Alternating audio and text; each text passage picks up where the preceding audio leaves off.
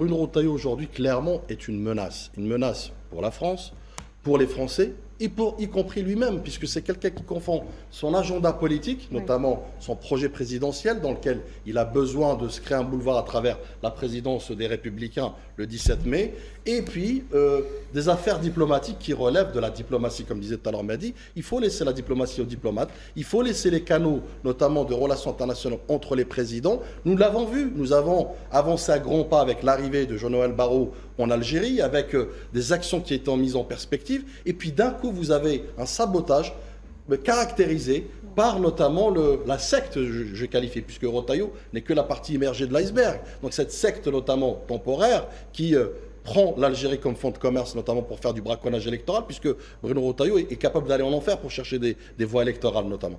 Donc, et puis, peut-être je conclurai là-dessus. Il y a véritablement une volonté de vouloir aller vers une guerre diplomatique, avec une rupture, puisque le réchauffement des relations entre les deux pays n'arrange pas Bruno Retailleau. Il a besoin de confrontation, il a besoin d'affrontement, il a besoin de violence. C'est quelqu'un d'imbu de sa personne. Il faut le rappeler, il faut revenir un peu sur je dirais son profil psychologique.